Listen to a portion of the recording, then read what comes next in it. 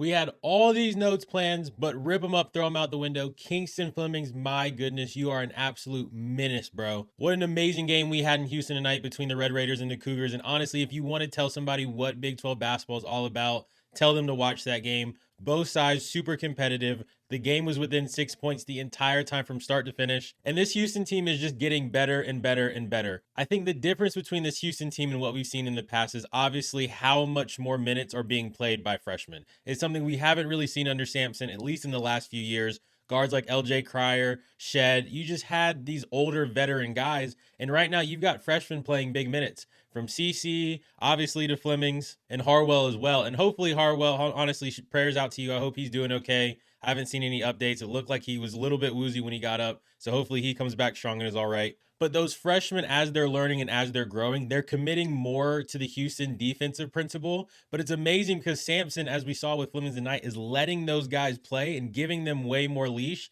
than I think we've seen out of some guards in the past in Houston. And I think they just needed a little bit of time. No matter what high school program you are at, whether it is a top tier academy or it's a typical public high school or whatever AU group you run with, whether it's EYBL, whatever, nothing really prepares you for what Houston is as a high school kid who's going into the Houston program, right? Like that's something that you're going to have to experience that no practice, no other team culture is going to be able to create that. I don't even know how many college programs there are in the country that would honestly prepare you to go into Houston and have success immediately and hit the ground running. So we've seen really good things out of Houston this year. We've seen some ups, we've seen some downs. We've seen them score 60 points, we've seen them score 90. I think what you're starting to see now is a congruent team that's moving in the same direction. The freshmen are contributing more. The veteran players are still the leaders out there on the court, but you're seeing that just immense freshman talent come through.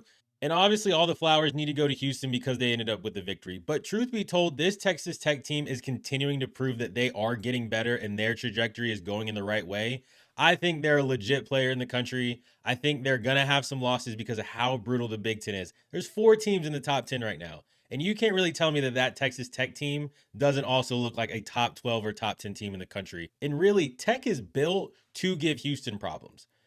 When you're playing against that Houston style defense, the only way to really beat it is to attack the pressure head on. And when you look at what Tech has from a superior guard like Anderson to a big like Toppin, shooters around them, and Petty. Shout out Petty, man. That kid is from Seattle. You could tell he looks like Jamal Crawford playing out there with a 3-point shot. He was so fun to watch tonight. And Houston fans, you got to admit, he was fun to watch tonight. Now that you've won the game, you can be honest about what you saw at Texas Tech. But they really are built to give Houston a ton of problems. And that's why we've seen them do it. That's how they won the game last year, giving Houston problems. And so you saw that again tonight. So shout out to Texas Tech, man. I think they're getting better. It's a really difficult place to go in and win a game. And I think the game that Tech played tonight, specifically on defense, I know they're off. Well, it's hard to score against that Houston offense, and they did a good job. But to me, Tech's defensive principles were really impressive tonight, too. And I know Houston's not this team that flies and averages 90. They've scored 60 in their last 2 games, but the 2 games before that, they did put up 90s.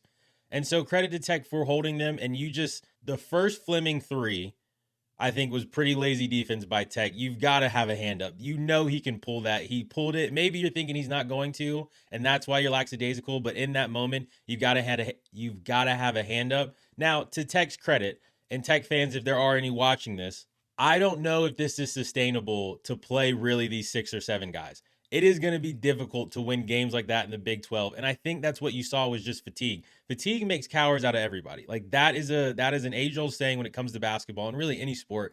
And I think mentally Tech just kind of just had this fatigue when you went into those last 4 or 5 minutes, the ball bouncing off people's chests, Anderson just dribbling the ball out of bounds, losing it. And that's a credit to Houston, yes, for initiating that pressure for a full 40 minutes.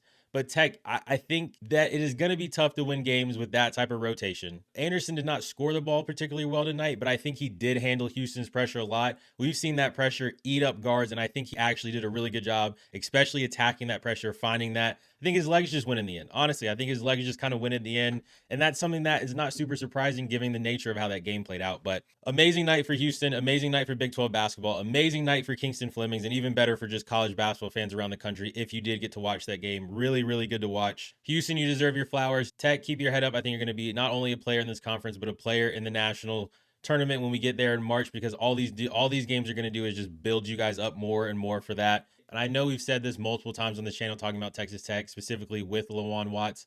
But if you can just get him going and keep boosting his confidence, there's a player there. You've got a really good 1-2 punch. Tech, your season is still in front of you. Do not let this game kind of make you drop your head. Remember, guys, like the video, hit share, hit subscribe to enter your name in the portal. Stick with us all season long. We're almost up to 4,000 subscribers, so please hit that subscribe button. We'll see you guys on the next one. Thanks.